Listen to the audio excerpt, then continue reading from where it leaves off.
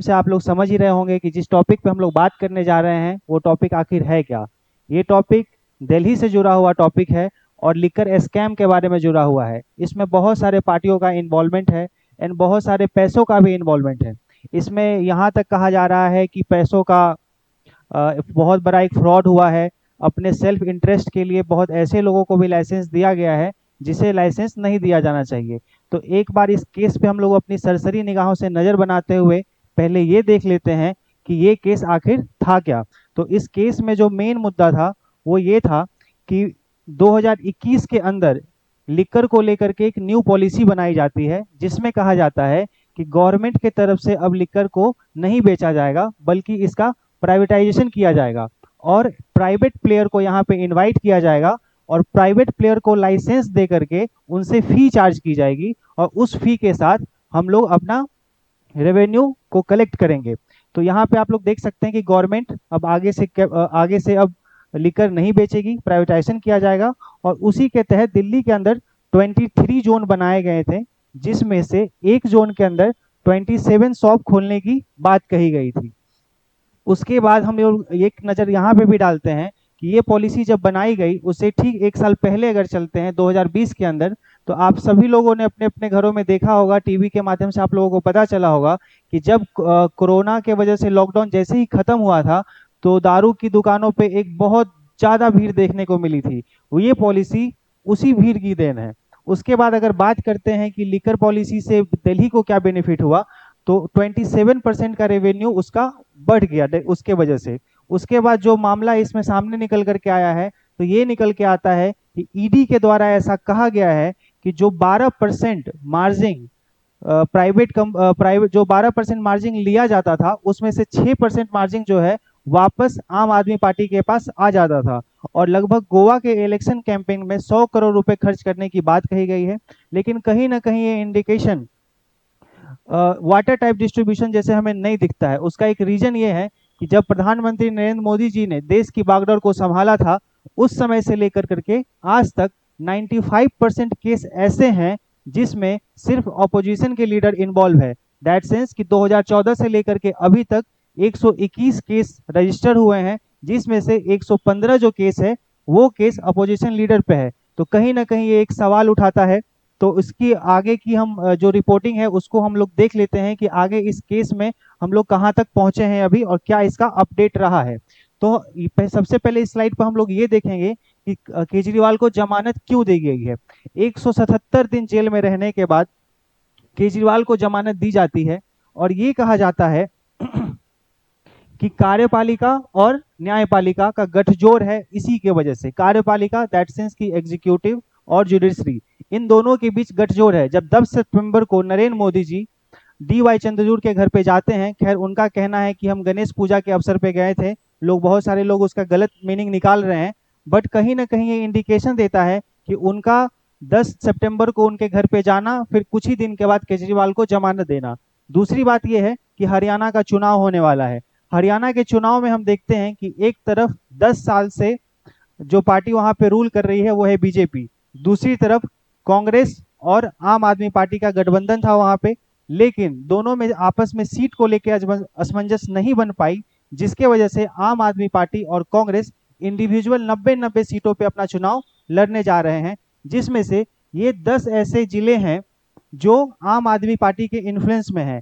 तो कहीं ना कहीं ऐसा अगर त्रिकोणीय समीकरण बनता है तो इसमें सीधा सा फायदा बीजेपी को पहुंचेगा, ऐसी बातें भी इसमें कही जा रही है। अब हम आगे देखते हैं कि केजरीवाल का राजनीतिक दांवपेच इससे क्या है। जब वो जेल से बाहर आते हैं तो वो भगत सिंह की किताब जेल डायरी लेकर के आते हैं, खुद को क्रांतिकारी मुख्यमंत्री बताते हैं।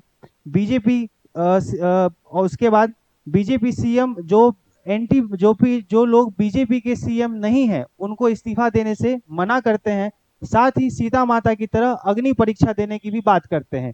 वो कहते हैं कि जनता हमें बताएगी, जनता के सामने हम अग्नि परीक्षा देंगे और जनता हमें फिर से चुन करके लेके आएगी। ये इस्तीफा देने की जो बात है ये आगे के स्लाइड में हम लोग समझेंगे कि गैर बीजेपी सीएम को वो क्यों इस्तीफा देने से मना कर रहे हैं। उसके बाद हम लोग ये देखते हैं कि सीएम के पद से आखिर उन्होंने इस्तीफा क्यों दिया, क्योंकि सुप्रीम कोर्ट ने जो उन्हें जमानत दी है उस जमानत पे कुछ शर्तें रखी गई हैं। ये सारी शर्तें आपके सामने हैं। पहली शर्त ये है कि वो सीएम के कार्यालय ही नहीं जाएंगे। तो अगर आप इस ये भी कह सकते हैं कि वो अपने घर से काम कर सकते हैं। तो इसमें दूसरी शर्त जो आती है वो शर्त भी बहुत इंपॉर्टेंट है कि वो किसी भी सरकारी फाइल पे साइन ही नहीं करेंगे। अगर मान लेते हैं कि अगर किसी स्टेट का सीएम उस फाइल पे साइन नहीं करेगा, फिर कौन करेगा साइन? तो साइन करेगा एलजी यानी कि लेफ्टिनेंट गवर्नर, और लेफ्टिनेंट गवर्नर हमेशा सेंट्रल द्वारा अपॉइंट किया जाता है। तो केजरीवाल का इन्फ्लुएंस वहां पे कम होता हुआ दिखेगा, इसलिए केजरीवाल ने भी अपने पद से इस्तीफा दिया है। उसके बाद ये एक नॉर्मल सी बातें हैं कि आप साक्ष्य को झुटलाने की कोशिश नहीं करेंगे, कुछ रुपए का आपको बॉन्ड बनाना होगा, कभी जांच के लिए आपको बुलाया जाएगा तो आपको वहां पे हाजिर होना होगा। पहले स्लाइड में जो हम लोगों ने बात की थी कि गैर बीजेपी सीएम को इस्तीफा देने से क्यों मना किया जा रहा है, तो आपको याद होगा कि केजरीवाल की गिरफ्तारी के आसपास ही झारखंड के भी एक सीएम को गिरफ्तार किया गया था, वो थे हेमंत सोरेन। हेमंत सोरेन ने अपनी जगह अपने परिवार के लोगों को अपॉइंट ना करके अपने बहुत करीबी लोगों को अपॉइंट किया था, जो कि थे पंचाई सोरेन। पंचाई सोरेन ने कुछ दिन बाद ही बीजेपी से अपना गठबंधन बना लिया। ये डर इस बात को दिखाता है कि जब तक आप जेल में हैं, जब तक आपका इन्फ्लुएंस बहुत कम है, तब तक आप इस्तीफा नहीं देंगे। यानी कि गैर बीजेपी अगर आप सीएम हैं तो अपने अपने कंट्रोल में जब तक सब कुछ ना आ जाए तब तक आप इस्तीफा ना दें। ये केजरीवाल का एक बयान है। उसके आगे हम लोग देखते हैं कि केजरीवाल के बाद सीएम बनने की रेस में कौन सब आगे है। केजरीवाल के बाद अगर कोई आता है तो वह है सिसोदिया जी, लेकिन माननीय सिसोदिया जी का गहरा गर्द केजरीवाल ने खुद ही कर दिया। हम तो जाएंगे सनम, तुम्हें भी ले जाएंगे। फर्स्ट पार्टी लाइन जो होती है, किसी भी पॉलिटिकल पार्टी में एक लाइन होता है जो ऑर्डर में लगा होता है। तो एक लाइन पे कुछ लीडर होते हैं, फिर उसके नीचे कुछ लीडर होते हैं। तो केजरीवाल अपने लाइन के पास जो लीडर थे सिसोदिया जी, उनका पत्ता खुद ही अपने हाथों से काट दिया और कहा मैं और मेरे साथ ये भी अपना इस्तीफा दे रहे हैं। तो उसके बाद सेकेंड लाइन लीडर्स की बात आती है, जिसमें केजरीवाल जी का भरोसा सबसे ज्यादा इस मैडम पे है। तो आगे देखते हैं कि ये मैडम का राजनीतिक करियर क्या रहा है।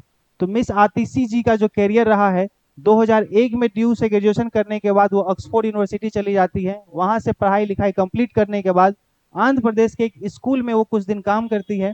उसके बाद आम आदमी पार्टी के साथ उनका रिश्ता बहुत ही पुराना रहा है। आम आदमी पार्टी की नीति निर्धारण 2013 में भी उनका काफी योगदान रहा है। उसके बाद 2015 में एमपी में जब सत्याग्रह हो रहा था, उस समय भी उन्होंने बहुत बढ़ चढ़ के इसमें हिस्सा लिया था।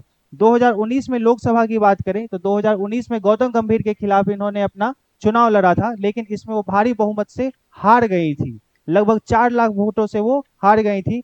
इसके बाद आम आदमी पार्टी ने इन पे अपना विश्वास दिखाया और इन्हें फिर से विधानसभा में टिकट देना उचित समझा, और जिसका प्रतिफल आम आदमी पार्टी को वापस मिला और वो 2020 के अंदर विधानसभा में जीतकर यहाँ पे आती हैं। उसके बाद आतिशी जी इस सीएम रेस की बहुत बड़ी दावेदार हैं। जिस समय हम लोग ये वीडियो शूट कर रहे हैं, हो सकता है कि इस समय तो उनका शपथ ग्रहण भी हो सके। उसके बाद बीजेपी पे जो आरोप लग रहे हैं उसके बारे में थोड़ी सी चर्चा करते हैं। यहाँ बहुत सारे न्यूज़पेपर का कटिंग है। साथ साथ ही बीजेपी पे जो सबसे बड़ा आरोप है वो ये लगता है कि अपोजिशन वो खत्म करना चाहता है। दूसरा आरोप ये लगता है कि बीजेपी ने मीडिया को खरीद लिया है। तीसरा आरोप अभी बहुत रिसेंटली 10 सितंबर को लगा कि क्या जुडिशरी और न्यायपालिका और कार्यपालिका यानी कि जुडिशरी और एग्जीक्यूटिव, क्या दोनों के बीच साठगांठ चल रही है?